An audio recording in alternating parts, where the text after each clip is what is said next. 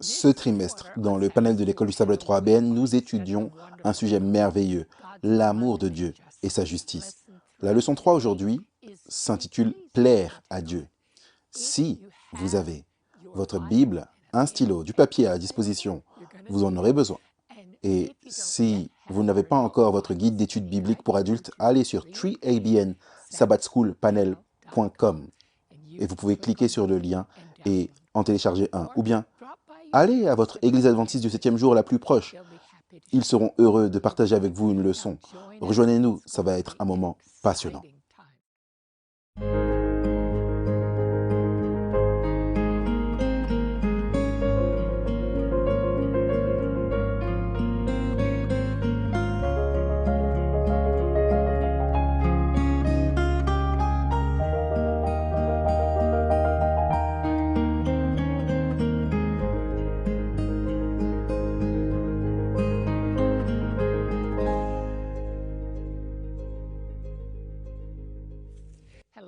Bonjour, je suis Shelly Quinn.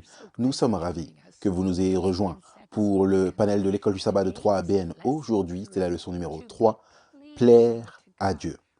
Nous voulons tous savoir comment faire cela. Si vous souhaitez avoir une copie des notes de nos panélistes, tout ce que vous avez à faire, c'est d'aller sur le site de treeabnsabbatschoolpanel.com. Inscrivez-vous. Une fois que vous êtes inscrit, vous continuerez à recevoir les notes. Alors, laissez-moi vous présenter la famille de TreeABN. Il y a le pasteur Denze. Merci, c'est une bénédiction d'être ici. J'ai la leçon de lundi. Tressaillir de joie. Ça va être une belle leçon. Le professeur Perrine. Oui, j'ai la leçon de mardi qui s'intitule « Plaire à Dieu ?» Point d'interrogation. Et ma chère sœur en Christ, Jill Morricone. Merci Shelly, j'ai la leçon de mercredi, des pierres vivantes. Ça ressemble à une leçon merveilleuse. Et ensuite le pasteur James Rafferty. C'est bon d'être ici Shelly, j'ai la leçon de jeudi, un objectif louable. Est-ce que tu veux bien prier pour nous? Père Céleste, j'aimerais simplement te remercier pour l'opportunité d'étudier ta parole. J'aimerais te remercier pour chacun des téléspectateurs qui écoutent. Je prie pour que ta bénédiction soit sur eux, sur nous. Guide-nous, dirige-nous. Nous en prions au nom de Jésus. Amen. Vous savez, cette leçon que nous étudions, c'est l'amour de Dieu et sa justice. Cette leçon 3, plaire à Dieu, c'est quelque chose qui me troublait tellement. Je pensais que je ne pouvais pas être agréable à Dieu. Mais laissez-moi lire l'un de mes textes préférés. C'est notre texte à mémoriser, Sophonie 3, 17. « L'Éternel ton Dieu est au milieu de toi, comme un héros qui sauve. Il fera de toi sa plus grande joie. Il gardera le silence dans son amour. Il aura pour toi des transports d'allégresse. » Ça, c'est Sophonie 3, 17. En hébreu, le mot « se réjouir » est utilisé pour un veau qui est libéré de son étable et qui tournoie, qui rue. En grandissant, j'avais cette vision de Dieu comme un maître dur et sévère. Et je ne pensais pas que je pouvais lui plaire. Je me sentais tellement indigne de son amour. Ce que le Seigneur m'a montré, c'est quelque chose qu'il m'a dit de partager souvent avec les autres. Et c'est simplement ceci. Vous ne valez rien de moins pour lui que le prix qu'il a payé pour vous sauver. 1 Pierre 1, 18 et 19. 1 Pierre 1, 18 et 19. Vous n'avez pas été rachetés de votre vaine conduite reçue par la tradition de vos pères, avec des choses corruptibles. Vous avez été rachetés non avec des choses corruptibles comme de l'argent ou de l'or. Verset 19. Mais par le sang précieux de Christ, comme d'un agneau sans tache ni défaut, notre Sauveur sans tache. Il t'a trouvé si précieux qu'il est mort à ta place. Donc peu importe à quel point nous avons été corrompus par le péché, peu importe à quel point nous sommes enclins au mal, il est venu pour sauver le monde, pour offrir la justification par la foi à tous. Alors, souvenez-vous de ceci, il est venu pour nous sauver de nos péchés, pas dans nos péchés. Et une fois que vous avez accepté Christ comme votre sauveur, voici ce sur quoi vous pouvez compter. Et c'est Philippiens 1, 6. Il achèvera la bonne œuvre qu'il a commencée en vous. Je vais lire Psaume 147, verset 11. Je pense l'avoir utilisé dans la dernière leçon. Mais il dit quelque chose concernant le cœur de Dieu. Il dit « L'Éternel se réjouit, il prend plaisir en ceux qui mettent leur espérance dans son amour indéfectible. » Où est votre espoir?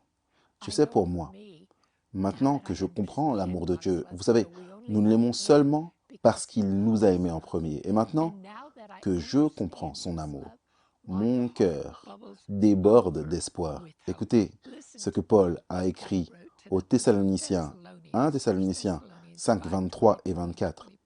Il dit, « Maintenant que le Dieu de paix lui-même vous sanctifie. » Être sanctifié, ça signifie retirer du péché, mettre à part pour ses desseins. Maintenant que le Dieu de paix lui-même vous sanctifie complètement. Il fait cette œuvre en nous, il nous purifie. Il purifie nos pensées, nos paroles, nos actions. Puis il continue en disant que nous puissions être préservés, irréprochables, sans tache, à la venue de notre Seigneur Jésus-Christ. Il termine au verset 24 en disant que celui qui vous appelle est fidèle et il le fera. Vous pouvez mettre votre espérance, votre ardente attente en Dieu et savoir qu'il accomplira ses desseins dans votre vie. Donc, la leçon de dimanche s'intitule « Plus précieux que vous ne pouvez l'imaginer ». On en a parlé, mais ça vaut la peine de le répéter. Dieu est amour, c'est ce que nous dit 1 Jean 4, 8. Ce n'est pas seulement qu'il aime, ce n'est pas juste un sentiment. La nature de Dieu est amour. L'amour ne peut pas pécher. L'amour le sépare du péché. L'amour ne fait pas le mal. Maintenant, dans la leçon précédente, nous avons vu que Dieu aime tout le monde, même les pires pécheurs, les pires malfaiteurs, parce qu'il nous aime. Il déteste ce que le péché fait pour nous faire du mal. Nous allons regarder à notre leçon aujourd'hui, c'est dans Luc 15, 11 à 32. Il y a la parabole du fils prodigue. Et je vais simplement la lire le résumé de la leçon ici. Cela révèle la compassion de Dieu et son amour, et je ne pourrais pas mieux le résumer. Donc, voici leur citation. Dans cette histoire racontée par Jésus, le fils de cet homme avait demandé son héritage très tôt, rejetant ainsi son père et sa maison. Donc, le fils prodigue dilapida alors son héritage et fut réduit à la pauvreté et à la faim. Je vais ajouter ceci, je pense que c'est mon langage. Il se retrouve avec les cochons, il nourrit les cochons et envie ce qu'ils mangent dans leur auge. Il réalise que les serviteurs de la maison de son père ont plus qu'assez de nourriture. Il décide de rentrer chez lui dans l'espoir de devenir un serviteur dans sa maison. Donc, ce qui suit est si puissant. Certains pères rejetteraient un tel fils. Peut-être qu'ils diraient « Hé, tu as pris ton héritage, tu t'es coupé de ma maison, tu as fait ton lit, maintenant allonge-toi dedans, tu n'as plus ta place dans ce foyer. » Et pour certaines personnes, c'est une réponse logique. Mais aux yeux de certains parents humains, vous pourriez peut-être penser que mon garçon est allé trop loin. Mais regardez comment Dieu, lui, se sent. Il va nous montrer qu'il nous acceptera de nouveau dans son foyer, même en tant qu'enfant. Donc dans la parabole, le Père, qui représente Dieu lui-même, ne répond pas de manière négative. Plutôt, dans Luc 15, 20, il nous est dit que lorsque le fils prodigue était encore loin, son père le vit et fut ému de compassion. S'il était loin, on peut supposer que le père scrutait l'horizon quotidiennement, espérant, priant que son fils revienne. Et qu'est-ce que le père a fait? Il a couru se jeter à son cou et le baisa. C'était considéré comme indigne pour le maître d'une maison de courir. Donc, ici, il court pour rencontrer son fils et le père, dans sa grande compassion, restaure son fils dans la maison. Il organise même une fête en son honneur. Il fait un festin pour lui. Ça signifie la grande compassion de Dieu, nous dit la Bible, qu'il y a plus de réjouissance au ciel lorsqu'un seul pécheur se repent et revient au bercail. Cela montre la grande compassion que Dieu a pour les égarés. Il prend plaisir, même lorsqu'une seule personne rentre à la maison. Quelle image de Dieu, alléluia. Regardons alors maintenant Luc 15, 25 à 32. On va lire cette partie parce que c'est intéressant.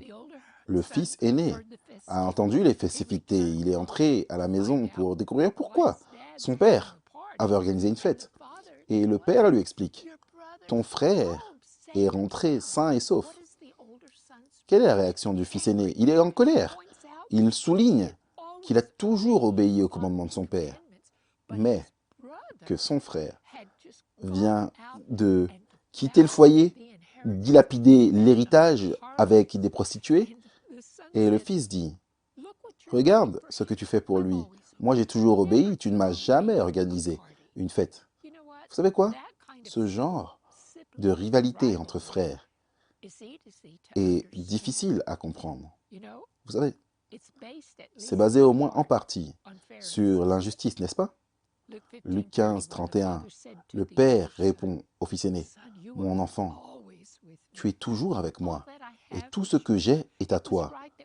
Mais il fallait bien s'égayer et se réjouir, parce que ton frère que voici était mort, et qu'il est revenu à la vie.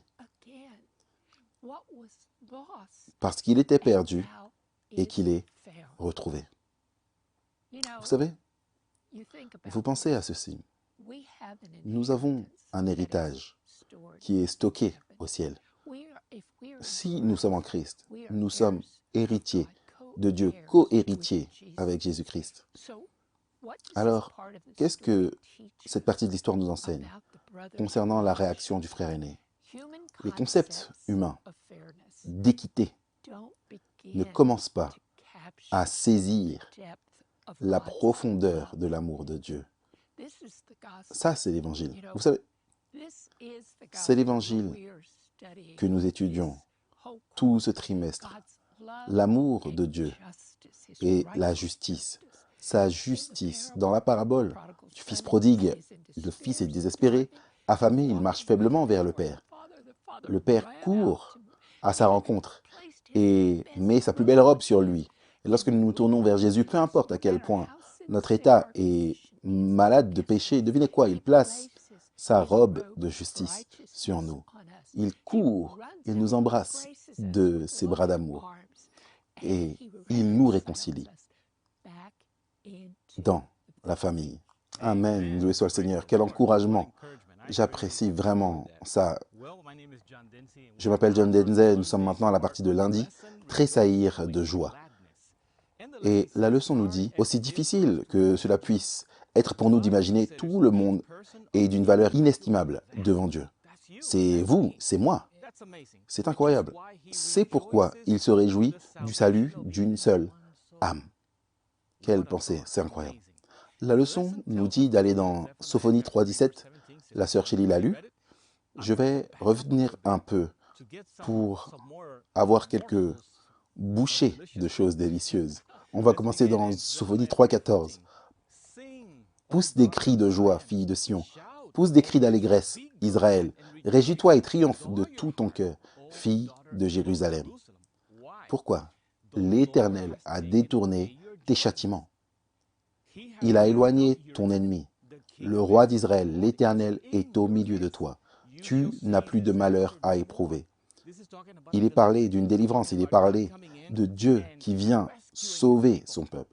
Mais remarquez ici qu'il est dit, il a enlevé tes jugements à cause des choses que nous faisons. Parfois nous souffrons, mais l'Éternel veille à ce qu'il puisse ôter ces choses et considérer qu'à cause de nos péchés, Jésus a pris notre place et que nous n'avons pas à souffrir la punition du péché qui est...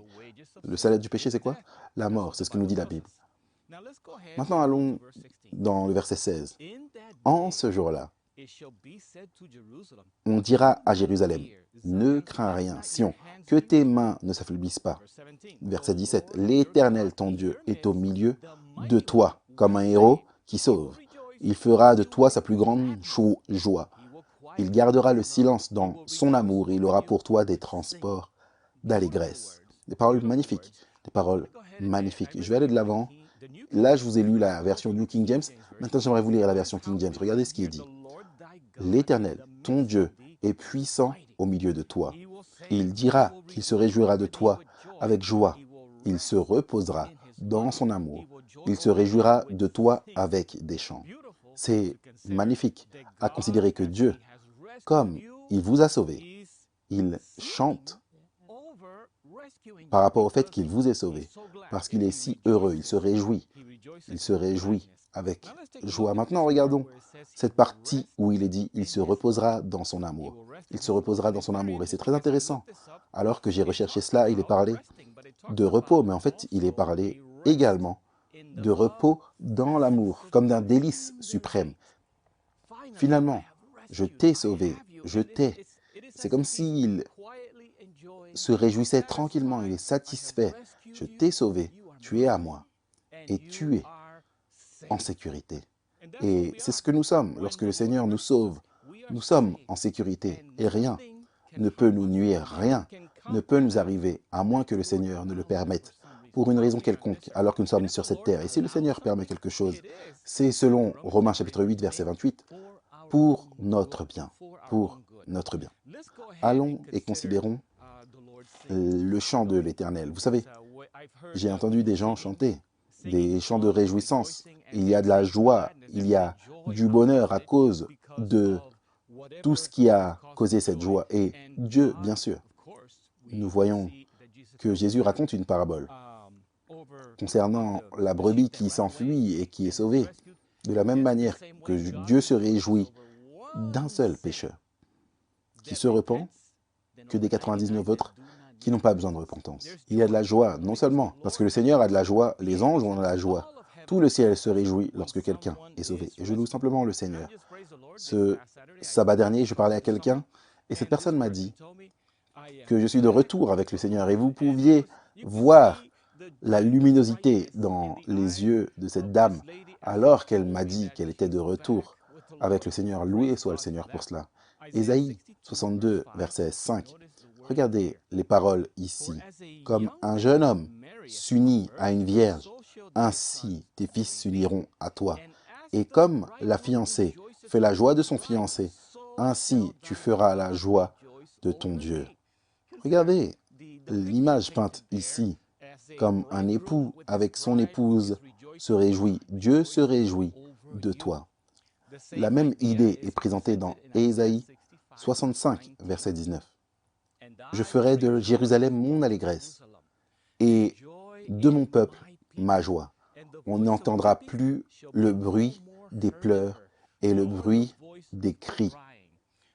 Ça, c'est une image ici sur terre, mais également une image de cette époque telle qu'elle est écrite dans Apocalypse 21, où il n'y aura plus de larmes dans nos yeux, plus de pleurs et plus de souffrances, plus de mort. Pourquoi? Parce que les choses anciennes sont passées. Quelles sont ces choses anciennes? Tout sur cette terre, comme nous le vivons aujourd'hui. Aujourd'hui, elles ont disparu, toutes ces choses qui causent la souffrance du peuple de Dieu. Dieu les ôtera. Loué soit le Seigneur pour cela. Maintenant, je lis Luc 15, verset 7. De même, je vous le dis, il y aura plus de joie dans le ciel pour un seul pécheur qui se repent que pour 99 autres, que pour 99 justes qui n'ont pas besoin de repentance. Prenez un moment pour méditer sur cette pensée, que Dieu se réjouit de vous et que Dieu chante en vous sauvant. Parce que nous comprenons que le diable rôde à la recherche de qui il pourra dévorer. C'est comme si le Seigneur, c'est comme si le lion était sur le point de nous mordre et le Seigneur nous sauve. Le Seigneur se réjouit et il est satisfait de ce salut parce que vous vous laissez être sauvés. Vous savez, certaines personnes sont là et c'est comme si elles ne veulent pas être sauvées. Elles ne comprennent pas que Dieu a de plus grandes choses que nous pouvons imaginer qu'il y ait sur cette terre. C'est pourquoi je considère toujours le psaume 34, 28. Goûtez et voyez combien le Seigneur est bon. Goûtez et voyez que le Seigneur est bon. Laissez-moi vous lire depuis la leçon. Sophonie 3, 17 insiste sur la joie de Dieu à l'égard de son peuple racheté.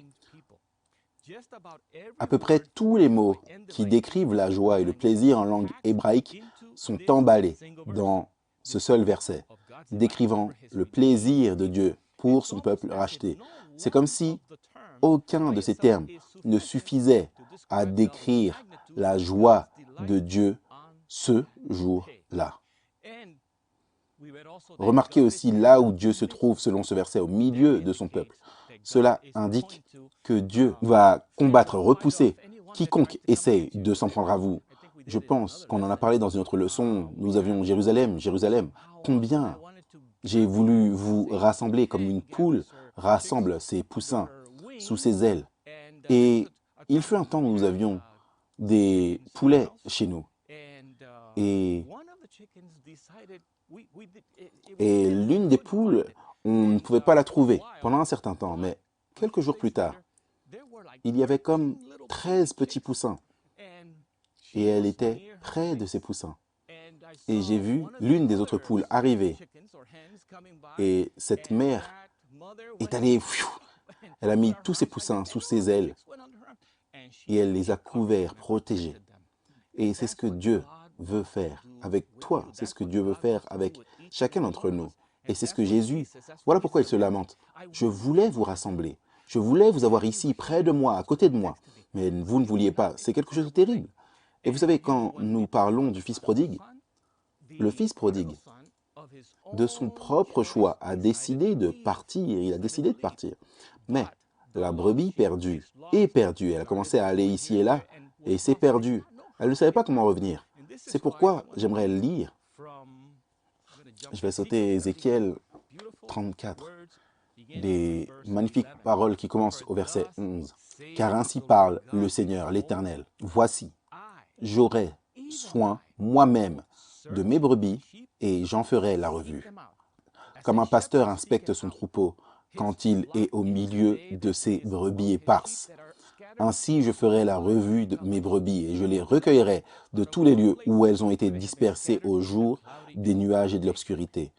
Je les retirerai d'entre les peuples, je les rassemblerai des diverses contrées et je les ramènerai dans leur pays et je les ferai paître sur les montagnes d'Israël, le long des ruisseaux et dans tous les lieux habités du pays. Je les ferai paître dans un bon pâturage et leur demeure sera sur les montagnes élevées d'Israël. Là, elles reposeront dans un agréable asile et elles auront de gras pâturages sur les montagnes d'Israël.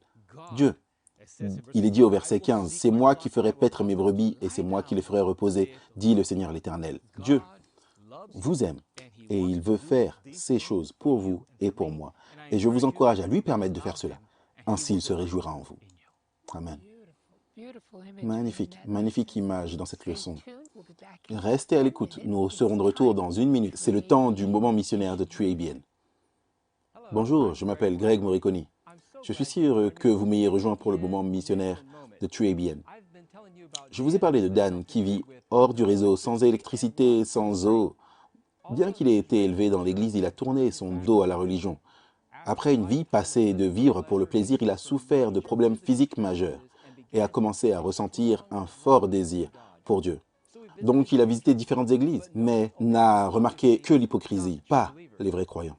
Cependant, en 2019, il a capté le signal de WOCG-FM, une filiale de 3ABN à Livingston, au Tennessee. Là, il a entendu parler du sabbat et cela l'a conduit à l'église adventiste du 7e jour de Lighthouse à Lafayette. Son régime alimentaire a changé, il a arrêté de fumer, de boire et également a fait d'autres changements substantiels.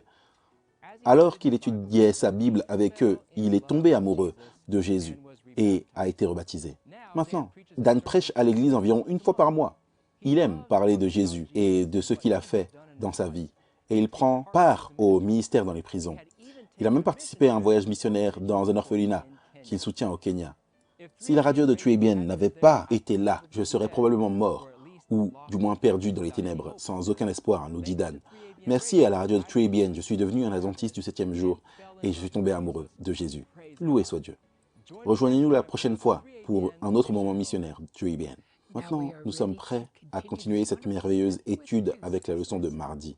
Merci, moi, c'est Daniel Perrine. La leçon de mardi est intitulée « Plaire à Dieu ?» avec un point d'interrogation.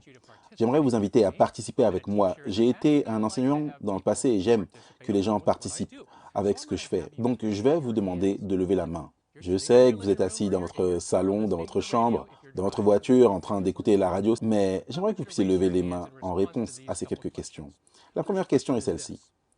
Est-ce que vous voulez plaire à Dieu? Oui, bien sûr, toutes les mains se lèvent. Pas de surprise là. Maintenant, la question suivante. Plaisez-vous à Dieu? Oh, moins de mains. Je vois cela. Il y en a quelques-unes, et probablement c'est les enfants. Question suivante. Est-ce que Dieu vous aime? Oui, toutes les mains se lèvent. Bien sûr qu'il nous aime, il aime tout le monde, même ceux qu'il déteste. Est-ce que Dieu vous pardonne? Oui, les mains sont toujours levées, bien sûr. Pour quelle autre raison il aurait envoyé Jésus pour mourir pour nous? Il t'aime, il te pardonne, alors pourquoi serions-nous si réticents à dire que je plais à Dieu ou que Dieu est bien content de moi? Maintenant, parlons honnêtement ici, c'est probablement ce qui se passe dans votre esprit. Eh bien, plaire, n'est-ce pas ce que le Père a dit à propos de Jésus? Il n'y a aucun moyen que je puisse être aussi agréable que Jésus. Si je voulais être aussi agréable que Jésus, je devrais être parfait. Rien de moins que le standard parfait ne pourrait plaire à un Dieu parfait. Je ne pourrais jamais plaire à Dieu. Je ne pourrais jamais être aussi bon. Maintenant, la Bible est claire que nous pouvons être agréables à Dieu. Psaume 149, verset 4. « Car l'Éternel prend plaisir en son peuple. » On pourrait dire qu'il se réjouit dans son peuple. Vous avez déjà entendu parler, Shelley, du psaume 147. Elle vous a donné le verset 11, mais on va revenir au verset 10, la toute fin du verset. Il est dit, « Il ne prend aucun plaisir dans les jambes de l'homme. Le Seigneur prend plaisir en ceux qui le craignent. » En d'autres termes, Dieu ne regarde pas les Jeux Olympiques parce qu'il aime voir les exploits de l'humanité. Regarde ce qu'ils peuvent faire. Non, ce genre de choses n'impressionne pas Dieu. Ce texte qui dit « Je puis tout faire par Christ qui me fortifie » et d'autres promesses sur la victoire, ce ne sont pas des promesses pour une équipe sportive pour gagner un championnat. Ce n'est pas ce dont il s'agit. Dieu ne prend pas plaisir dans ces choses. Proverbe 15, verset 8 nous dit que la prière du juste est son plaisir. Il l'aime. Au verset 9, il est dit qu'il nous aime. Hébreux 11, verset 5 et 6 dit qu'Enoch plut à Dieu. Il plut à Dieu. Et le verset 6 dit que sans la foi, il est impossible de plaire à Dieu. Ce que nous pouvons voir, c'est que Dieu a des préférences. Il a des choses qu'il aime et des choses qu'il n'aime pas. Et Dieu est affecté par nous, aussi étrange que cela puisse paraître. Il y a un lien intime, une connexion complexe entre nous et le ciel, qui pénètre jusqu'au trône même du ciel. Ce que nous faisons affecte Dieu et tout le ciel, suivant la direction de Dieu, prend plaisir en moi. Parfois, nous avons un rôle dans ce qui plaît à Dieu. 2 Corinthiens 5, verset 9 nous dit, « C'est pour cela aussi, soit que nous demeurions dans ce corps, soit que nous le quittions, de lui être agréable. » C'est mon but, c'est ce que je veux. 1 Thessaloniciens 4, verset 1 nous dit, « Au reste, frères, puisque vous avez appris de nous comment vous devez vous conduire et plaire à Dieu, et que c'est là ce que vous faites, Nous vous prions et nous vous conjurons au nom du Seigneur Jésus de marcher à cet égard de progrès en progrès. Alors, qu'est-ce qui plaît à Dieu? Comment pouvons-nous plaire à Dieu? Je sais que nous avons une vision superficielle du plaisir divin lorsque nous voyons Dieu au travers du prisme de ce qui nous plaît. Les plaisirs humains ont été si dégradés, si tordus par le péché. Je ne peux pas regarder ce qui me plaît et penser « Oh, bien sûr, Dieu se réjouit en ça ». Je ne peux pas regarder les plaisirs du monde et dire « Oui, Dieu veut ces choses ». Parce que mes désirs inconstants, mes hauts et mes bas ne sont pas comme Dieu qui est immuable, il est juste. Plutôt que cela, allons dans les Écritures pour voir ce qui plaît à Dieu. Ce texte, dans 1 Jean 4, verset 8, c'est un peu le thème de tout ce trimestre, nous dit que Dieu est amour. Qu'est-ce que ça signifie? Si Dieu est amour, ça signifie qu'il donne. Tout au sujet de Dieu est un don de soi, sa joie, son but est dans le fait de donner de lui-même. Alors, qu'est-ce qui plairait à Dieu? Eh bien, si nous le recevions. Si nous recevions, pensez au fait d'offrir à quelqu'un un cadeau. Et vous avez réfléchi à cela, vous avez mis de l'argent, vous avez mis du temps, vous avez fait quelque chose de beau. Vous ne pouvez pas attendre, alors vous donnez le cadeau un peu plus tôt, vous dites « Waouh !» Vous le regardez déchirer le papier ou retirer le nœud, vous êtes excité quand vous voyez leur visage. Merci beaucoup. Waouh, c'est si attentionné, si gentil de ta part. Alors qu'est-ce qui plaît? Qu'est-ce qui plaît à Dieu? Quand nous prenons son cadeau, quel est son don? C'est lui-même. Il est ce don. Il est amour lui-même, il est la vie elle-même. Quand nous recevons la vie qui vient de lui, quand nous sommes dans une relation avec Dieu, une relation d'alliance avec Dieu, alors nous recevons tous les bénéfices. Parce que c'est tout ce que Dieu est, il est bénéfice. Et ces bénédictions sont déversées. C'est ce qui plaît à Dieu. Être apprécié, être désiré, être glorifié. Pensez à Dieu comme le Créateur. Apocalypse 4, verset 1, verset 11 nous dit que tu es digne, ô Dieu, de recevoir la gloire, l'honneur et la puissance, car tu as créé toutes choses et c'est par ta volonté qu'elles existent et ont été créées. En d'autres termes, il désire créer ce monde, il désire te créer. Et lorsqu'il a créé ce monde, il n'y avait rien qui n'était pas bon. Il le dit lui-même. Tout était très bon. Il n'y avait rien qui était désagréable ou révoltant pour l'humanité ou pour lui-même.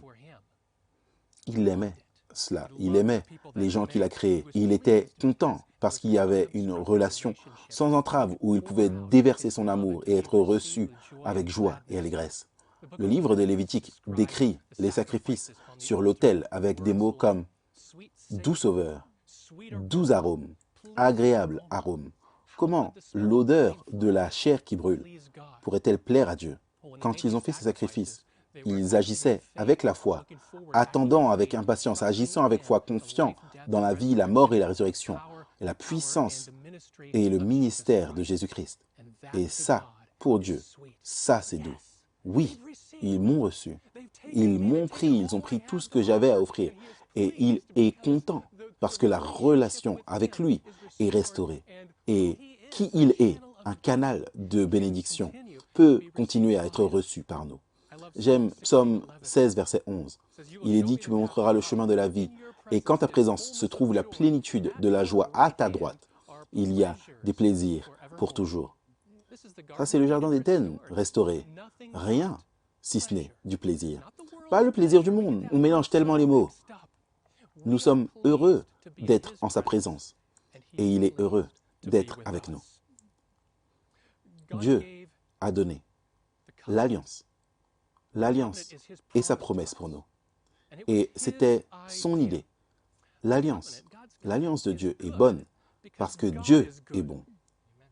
Son alliance lui plaît. Il la veut. Il est celui qui l'a créé. C'est son don pour nous. Ce n'est pas le moindre des deux mots et ce n'est pas un plan B parce que tout le reste a échoué. Son alliance lui plaît parce qu'elle nous rétablit pour être dans une bonne relation avec lui. Qu'est-ce qui plaît à Dieu? C'est lorsque nous sommes dans une relation d'alliance avec lui. Comment lui plaire? Être dans une relation. Pourquoi? Parce qu'alors, il peut déverser sur nous les bénédictions qui viennent de son caractère. Et ces bénédictions font quelque chose pour nous. Elles commencent à faire quelque chose en nous. Et alors, le fruit agréable commence à se former et à mûrir et à grandir et à être récolté dans notre vie. Vous voyez, nous pensons, ah, je dois avoir le fruit pour plaire à Dieu. Non, le fruit n'est que le fruit de ce qui lui plaît déjà. Et c'est d'être unis à lui dans une relation. Donc, nous ne faisons pas des choses agréables pour obtenir l'approbation de Dieu et son plaisir. Nous nous unissons simplement avec lui.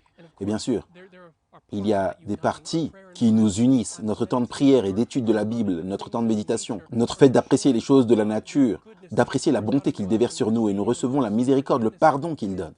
Mais lorsque nous nous unissons à lui, quelque chose s'ouvre, un canal est débloqué et nous pouvons recevoir le caractère de Christ et porter ce caractère de Christ et être transformé par le caractère de Christ. Et Dieu peut vraiment nous regarder parce que nous commençons à ressembler au Christ. Il dit oui, je suis content. Ça ressemble exactement à mon Fils, Christ, Jésus-Christ. Ça, c'est magnifique. Donc Dieu est content lorsque nous le plaisons.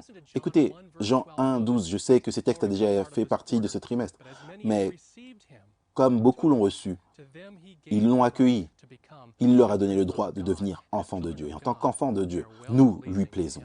Amen. Merci, Daniel. Et Pasteur John, Shelly, quelle leçon incroyable. Moi, c'est Jill Morricone. Mercredi, nous regardons des pierres vivantes et devinez quelle est l'essence de ma leçon. C'est comment l'humanité plaît à Dieu. Donc, c'est vraiment presque identique à ce que Daniel partageait, mais nous allons simplement le regarder sous un angle un peu différent. La question vient de la leçon. La déclaration d'ouverture, c'est comment pouvons-nous, en tant qu'êtres déchus et pécheurs, plaire à un Dieu saint. J'ai 6 points à retenir sur la façon de plaire à Dieu et comment les humains peuvent apporter la joie au cœur de Dieu. Et j'aime tout ce que Daniel a dit. Une partie de cela sera la même chose et une autre partie le regardera sous un angle un peu différent. Nous allons dans Romains 5. Notre premier texte, Romains 5, verset 8. Vous connaissez ce texte. On l'a probablement cité dans chaque leçon. Mais Dieu prouve son amour envers nous, en ce que lorsque nous étions encore, le grec dit maintenant encore, alors que nous étions encore des pécheurs, Christ est mort pour nous. Vous voyez, Dieu m'a aimé avant même que je ne l'aime. Il m'a accordé sa grâce avant que je sache que j'en avais besoin. Il est mort pour nous tous, avant même que nous reconnaissions que nous étions des pécheurs. Le point à retenir numéro 1, plaire à Dieu, vient de Dieu. En d'autres termes, Dieu fait le premier pas. Il fait le premier pas vers nous. Il nous a donné Jésus pour nous réconcilier, nous ramener au Père, pour combler ce gouffre, pour ainsi dire, que le péché avait causé. Notre prochain texte, c'est Hébreux 11, verset 6. Et tu as lu ce texte, j'aime ça. Or, sans la foi, il est impossible de lui être agréable, car il faut que celui qui s'approche de Dieu croit que Dieu existe et qu'il est le rémunérateur de ceux qui le cherchent. Point à retenir numéro 2. Plaire à Dieu continue avec la foi. Vous voyez, plaire à Dieu vient de Dieu. Il fait le premier pas, mais nous devons répondre. Dieu déverse son amour sur ce monde. Il a donné Jésus, mais nous avons un choix à faire. Allons-nous répondre par la foi et accepter son don? Éphésiens 2, 8 et 9 nous dit quoi? Par la grâce, vous avez été sauvés au moyen de la foi. Voici la foi à nouveau. Elle ne vient pas de vous-même, c'est le don de Dieu.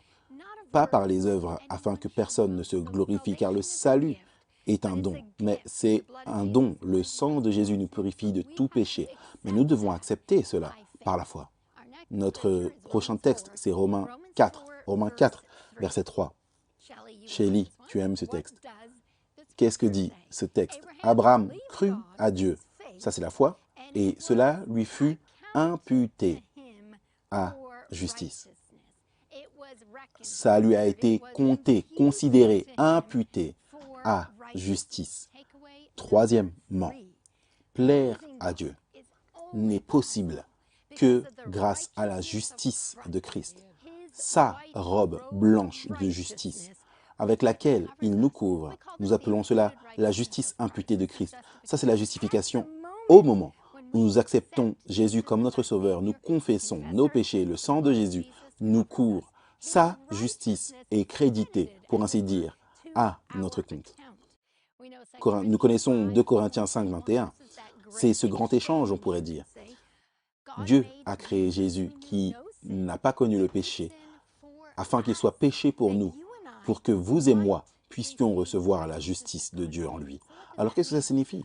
Dieu a pris Jésus pour mon péché sur la croix et il m'a donné ou a échangé sa vie parfaite, sa mort substitutive. Et parfois, ce mot est un grand mot, expiation substitutive. Qu'est-ce que ça signifie? Il a pris ma place. Il a pris ma place sur la croix. C'était pour moi. Continuons à lire. Allons maintenant dans Romains. Romains chapitre 8, verset 1. Nous avons donc vu que plaire à Dieu commence avec Dieu. Il est le premier qui nous attire. Ensuite, ça continue avec la foi. Nous devons répondre avec la foi à cet amour de Dieu. Après cela, nous avons vu que c'est uniquement possible parce que la justice imputée de Christ couvre mon péché. Pasteur James, je pense que c'est dans la première leçon que tu as parlé du vêtement des noces qui nous est donné. Maintenant, de Romains 8, verset 1. Point à retenir numéro 4. Il n'y a donc maintenant aucune condamnation pour ceux qui sont en Jésus-Christ, qui marchent non selon la chair, mais selon l'esprit. Vous savez, si vous lisez Romains 7, vous voyez cette grande bataille qui a lieu. Ce que je veux faire, je ne le fais pas. Et ce que je ne veux pas faire, c'est ça que je fais. Et qu'est-ce que crie Paul? Oh, misérable que je suis! Qui me délivrera de ce corps de mort? Et entre le Saint-Esprit, point à retenir numéro 4. Plaire à Dieu nécessite l'œuvre du Saint-Esprit dans la vie du croyant. Recevoir la puissance du Saint-Esprit dans votre vie. Parfois, nous lisons ceci et on dit « Ah, il n'y a aucune condamnation pour ceux qui sont en Jésus-Christ. » Et nous arrêtons là. Mais le verset ne s'arrête pas là, lui. Il est dit que si vous ne marchez pas selon la chair, mais selon l'Esprit. Et en lisant Romains 8, vous voyez ce don du Saint-Esprit dans la vie du croyant. Si vous sautez au verset 11 et 13, « Et si l'Esprit de celui qui a ressuscité Jésus des morts habite en vous, celui qui a ressuscité Christ d'entre les morts rendra aussi la vie à vos corps mortels. » Comment? Par l'Esprit qui habite en vous. Verset 13. En effet, si vous vivez selon la chair, vous mourrez. Mais si par l'Esprit vous faites mourir les œuvres du corps, vous vivrez. Vous voyez, c'est le Saint-Esprit qui nous donne la puissance surnaturelle. C'est le Saint-Esprit qui nous permet de faire mourir les œuvres du corps. Le Saint-Esprit nous donne le pouvoir de vivre pour Jésus. Lisons maintenant Hébreux 13. Hébreux 13, versets 20 et 21. On a 2 points à retenir encore. Hébreux 13, 20 et 21. Que le Dieu de paix, qui a ramené le Seigneur Jésus d'entre les morts, le grand berger des brebis, par le sang de l'alliance, vous rende accompli en toute bonne œuvre, afin que vous fassiez selon sa volonté, faisant lui-même en vous ce qui est, quoi? Agréable devant lui, par Jésus-Christ, à qui soit la gloire au siècle des siècles. Comment vous et moi pouvons devenir agréables à Dieu? Comment, nous qui étions morts dans nos offenses et nos péchés, comment pouvons-nous devenir agréables à Dieu? Donnez-lui accès à votre cœur pour qu'il le change. Point à retenir numéro 5. Plaire à Dieu, c'est possible parce que Dieu est celui qui nous transforme. C'est le processus de sanctification. Et je pense que parfois, en tant qu'adventistes du 7e jour, et probablement d'autres dénominations également, nous sommes très bons pour enseigner la justification par la foi, la justice par la foi. Nous sommes sauvés par la grâce, le sang de Jésus. Nous acceptons cela par la foi. Puis nous disons, maintenant, nous devons faire des œuvres par nous-mêmes. Non, c'est les deux qui viennent de Jésus. C'est Dieu qui fait en nous à la fois la volonté et l'accomplissement de son bon plaisir. Il nous donne le désir de le suivre. Il nous donne le pouvoir de le suivre. La justice imputée est à 100% Jésus, c'est la justification. Ce moment où vous l'acceptez, il nous couvre du sang de Jésus. Mais la sanctification est tout Jésus et à 100% Jésus également. C'est vous et moi qui nous abandonnons et nous soumettons, mourons à l'ancien mode de vie. Choisissons de demeurer en Jésus. Choisissons de lui permettre de vivre à l'intérieur. Choisissons de nous abandonner et de le laisser nous transformer. Notre conclusion finale, c'est dans 1 Jean chapitre 3, verset 2. Bien-aimés, maintenant nous sommes enfants de Dieu. Ce que nous serons n'a pas encore été révélé, mais Nous savons que lorsque cela sera manifesté, nous serons semblables à lui, car nous le verrons tel qu'il est. Point à retenir numéro 6. Plaire à Dieu est possible parce qu'il me change pour devenir comme Jésus. Plaire à Dieu est possible parce qu'il change vous et moi pour devenir comme Jésus. L'œuvre de Dieu est si complète qu'il nous rend réellement semblables à lui. Alléluia! C'est incroyable que l'œuvre de Dieu, l'œuvre qu'il commence dans nos cœurs et dans nos vies, soit si complète qu'il nous rendra semblables à Jésus. Donc, plaire à Dieu vient de Dieu, ça continue par la foi. C'est seulement possible par la grâce, la justice de Christ qui nous est imputée. Cela nécessite l'œuvre du Saint-Esprit, vivant dans la vie du croyant. Et c'est possible parce que Dieu est celui qui nous transforme. C'est ce processus de sanctification, grandir en Christ. Et c'est possible parce qu'il change vous et moi afin de devenir comme Jésus. Amen. Merci, c'est si puissant. Je m'appelle James Rafferty. J'ai la leçon de jeudi qui est intitulée « Un objectif louable ». J'ai aimé ce que tu as partagé, Jill, à propos du fait de plaire à Dieu et que c'est uniquement possible par la justice de Jésus-Christ, le don du Saint-Esprit. C'est l'œuvre de Dieu et j'aime ce que Daniel a partagé. Je veux résumer les pensées de toutes les présentations de Daniel. Quand nous acceptons Dieu, nous plaisons à Dieu. Quand nous acceptons Dieu, nous plaisons à Dieu. Et John, nous sommes en sécurité dans les mains du Seigneur. Et Shelly, nous sommes infiniment appréciés de Dieu. Nous pouvons donc voir que cette leçon est une puissante révélation de l'amour de Dieu et un objectif louable. C'est d'être sous l'égide de la miséricorde, de la médiation et l'amour de Dieu. Vous savez, Dieu prend plaisir même aux plus petites réponses positives à son amour. À travers celui qui seul est digne d'amour, comme lui-même l'est et parfaitement juste, chacun de nous peut être compté comme juste et compté parmi les bien-aimés de Dieu, qui vivront avec lui dans un amour parfait pour l'éternité. Et c'est le plus grand espoir de rédemption. Cela implique l'œuvre de Christ pour nous au ciel maintenant, dans le lieu très saint du sanctuaire céleste. Vous pourrez vous demander, est-ce que cela peut m'inclure? Et si je ne suis pas assez bon? Et si j'ai peur? Et si je n'ai pas assez de foi? Et c'est ce sur quoi nous allons nous concentrer ici, dans la leçon d'aujourd'hui, la leçon de jeudi. Nous allons lire Matthieu, Marc, chapitre 9. Et on va regarder les versets 17 à 29 de Marc 9. On va peut-être pas tout lire, mais c'est l'histoire d'un père qui a lutté pour avoir suffisamment de foi pour son fils, pour qu'il soit guéri. Et ça commence ici au verset 17. Et un des hommes de la foule lui répondit, « Maître, j'ai amené auprès de toi mon fils, qui est possédé d'un esprit muet. » En quelques lieux qu'il le saisisse, il le jette par terre. L'enfant écume, grince des dents et devient tout raide. Ça veut dire qu'il perd du poids, il devient de plus en plus mince. Il est en train de mourir sous mes yeux. Imaginez, ce père, j'ai prié tes disciples de chasser l'esprit, ce mauvais esprit, et ils n'ont pas pu. Ils n'ont pas pu le faire. Et il répondit et dit, « Ô race incrédule, leur dit Jésus, jusque à quand vous supporterai-je? Amenez-le-moi. » On le lui amena. Et aussitôt que l'enfant vit Jésus, l'esprit l'agita avec violence. Il tomba par terre et se roulait en écumant. Imaginez, le Fils est amené à Jésus-Christ.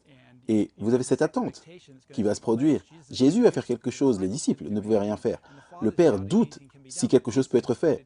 Jésus va faire quelque chose et dès que le Père amène le Fils en présence de Christ, il fait encore une crise. C'est presque comme si ça s'empirait avant de s'améliorer. Parfois dans la vie, les choses semblent s'empirer avant de s'améliorer. Parfois, nous allons à Jésus, parfois nous acceptons le Christ, parfois nous disons « je vais donner mon cœur à Jésus, je vais essayer ça ». Et on dirait que les choses s'empirent avant qu'elles ne s'améliorent. Ne vous découragez pas, car Satan ne nous abandonne pas facilement. Il ne lâche pas facilement son emprise. Parfois, il y a une petite bataille qui se produit alors que nous cherchons à abandonner nos vies au Christ. Et il lui demande, c'est-à-dire le Père, Jésus lui demande, « Combien y a-t-il de temps que cela lui arrive ?» Jésus s'intéresse à nous, il veut connaître notre histoire, il veut connaître nos vies, il veut connaître nos luttes, ce que nous avons traversé, il veut être capable de sympathiser et d'avoir de l'empathie pour nous, dans notre humanité, C'est pourquoi il est devenu partie de la race humaine pour l'éternité. Et il dit, et le père dit de son enfant, souvent l'esprit l'a jeté dans le feu et dans l'eau pour le faire périr. C'est comme s'il ne voulait plus parler de l'histoire, il ne veut pas s'attarder dessus. Pensez à tout ça. Il veut juste de l'espoir. Si tu peux faire quelque chose, viens à notre secours et aie compassion de nous. C'est comme si Jésus n'avait pas compassion, comme s'il ne voulait pas aider. Parfois, nous avons ces doutes. Et ces mots sortent de nos bouches et on a ces paroles de doute. Et Jésus lui dit, si tu peux croire, toutes choses sont possibles à celui qui croit. Et aussitôt, le père de l'enfant s'écrie et dit en larmes, « Seigneur, je crois, viens au secours de mon incrédulité. » Immédiatement. 4 points à retenir ici. 4 points à retenir. Immédiatement. Lorsque vous êtes confronté à votre faiblesse, n'attendez pas de vous améliorer. N'attendez pas que votre foi soit plus forte. N'attendez pas que tous vos doutes soient balayés. Agissez tout de suite. Agissez tout de suite. Il a crié à Jésus. Ne chuchotez pas. Ne parlez pas dans votre barbe. N'agissez pas de manière polie et digne. Criez. Poussez des cris. Habitants de Sion, car le Saint d'Israël est grand au milieu de toi. Et puis il dit, il a crié avec des larmes. La vie est difficile. Le monde est mauvais. Nos proches méritent nos larmes, pas nos clichés religieux. Nos larmes. Et puis, il dit, Seigneur, je crois. Je crois vraiment. Je crois que tu es bon. Je crois que tu es puissant. Je crois que c'est le monde de mon Père. Je crois que même si le mal semble si fort, Dieu est le dirigeant. Oui, je crois cela. 2 choses supplémentaires à retenir. Il dit, aide-moi, s'il te plaît. Aide-moi. Je ne peux pas faire ça sans toi. Aide-moi. Aide mon fils. Aide-nous tous. Aide. Et enfin, aide mon incrédulité. Et c'est palpable. Il s'étouffe. C'est handicapant. Ne laisse pas mon fils se perdre à cause de mon incrédulité, à cause de notre incrédulité, à cause de nos faiblesses. S'il te plaît, Dieu. Délivre-nous du mal. Et c'est ainsi que nous plaisons à Dieu. C'est ainsi que nous plaisons à Dieu. Nous venons à Dieu tel que nous sommes. Nous venons à Dieu dans notre incrédulité, avec notre faiblesse. Nous venons à Dieu en pleurant, en suppliant. Nous venons à Dieu directement. Nous venons à Dieu et nous lui disons nos luttes, nos doutes. Nous lui demandons de nous aider. Nous lui demandons de l'aide pour les autres. Nous venons à Dieu avec des larmes. Nous reconnaissons que la vie est difficile, que c'est mauvais. Nous venons à Dieu et nous disons, Seigneur, s'il te plaît, aide-nous. Et qu'est-ce que Dieu fait? Comment Dieu répond-il lorsque nous venons à lui de cette façon? Immédiatement, Jésus a guéri ce jeune homme. Il a chassé les démons de lui. Et ce jeune homme a été guéri. Et c'est ce que Dieu veut faire pour vous et moi. C'est ce que Dieu veut faire pour chacun d'entre nous. Vous savez, les disciples ne pouvaient pas chasser les démons. Et tout espoir semblait perdu. Mais Jésus est venu et a dit au Père, « Si tu peux croire, tout est possible à celui qui croit. » Et le Père répond en larmes, « Seigneur, je crois, aide mon incrédulité. » Mais remarquez comment Jésus n'a pas dit à l'homme, « Eh bien, reviens vers moi quand tu auras plus de foi. Reviens vers moi quand tu auras plus de foi. » Au lieu, dans son cri, dans le cri du Père, « Aide mon incrédulité », c'était suffisant. C'était suffisant. Dieu vous prendra là où vous êtes. Ne pensez pas que vous avez besoin d'être parfait pour venir à Christ. Ne pensez pas que vous devez avoir tout compris pour venir à Christ. Dieu vous prendra tel que vous êtes. Venez, venez. Sans la foi, il est impossible de lui plaire. Mais nous n'avons pas besoin d'avoir une foi parfaite. Nous n'avons pas besoin d'avoir une foi complète. En effet, comme nous l'avons dit, c'est l'œuvre de Dieu de compléter notre foi. C'est l'œuvre de Dieu de nous donner ce don de la foi, de parfaire notre foi. En effet, il est l'auteur et le rémunérateur de notre foi. Nous plaisons à Dieu lorsque nous venons. Nous venons à Dieu. Lorsque nous faisons confiance à Dieu, nous plaisons à Dieu. Et nous voyons cela tout au long des Écritures. Certains des textes ont été mentionnés, mais Paul nous encourage dans 2 Corinthiens chapitres 5, 9 et 10. Notre objectif est d'être agréable à Dieu, afin que nous puissions marcher, Colossiens chapitre 1, verset 10, marcher de manière digne du Seigneur, en lui étant agréable, en étant fructueux en toutes bonnes œuvres et en croissant dans la connaissance de Dieu. Tout cela est post-salut. Tout ce fruit vient comme un témoignage du salut que nous avons en Jésus-Christ. Pas de fruit, pas de salut. Fruit, salut. Ils vont ensemble, ils ne peuvent pas être séparés. 1 Thessaloniciens 4 dit, « De plus, frères, Nous vous prions, exhortons par le Seigneur Jésus, comme vous avez reçu de nous, comment vous devez marcher pour plaire à Dieu, afin que vous puissiez abonder de plus en plus. Imaginez, plaire à Dieu, et ensuite plaire à Dieu davantage. Plaire à Dieu, ensuite plaire à Dieu davantage. Plaire à Dieu davantage encore. Plaire à Dieu davantage et encore. Plaire à Dieu davantage et encore et encore. Et en plus, et en plus. Oui, ne soyez pas satisfaits. Oui, je vais à l'église, oui, je suis sauvé, oui, je fais ceci, cela. Vous savez, quand vous avez une opportunité, plaisez à Dieu encore plus. Faites encore plus pour plaire à Dieu. Nous avons ces langages d'amour que ma femme et moi avons appris dans notre relation. Et nous avons les langages d'amour préférés. Et l'un des langages préférés d'amour de ma femme, c'est passer des moments de qualité avec elle. L'un de mes langages d'amour préférés, c'est les actes de service. Et parfois, ma femme fera tout cela pour moi et tous ces actes de service. Je me sentirai tellement aimé. Et parfois, je passerai du temps de qualité avec elle et elle se ressentira aimée. Mais de temps en temps, nous déversons tous les langages d'amour en un seul. Nous mettons le paquet. Juste plaire, plaire, plaire, plaire, plaire. Submerger les gens avec cet amour. Submergez Dieu avec le plaisir qu'il prend en vous et l'amour qu'il désire voir révéler, refléter à travers vous. Amen. Je dois juste dire que je pense que cela a été mon étude préférée de tous les temps. Quelle étude magnifique.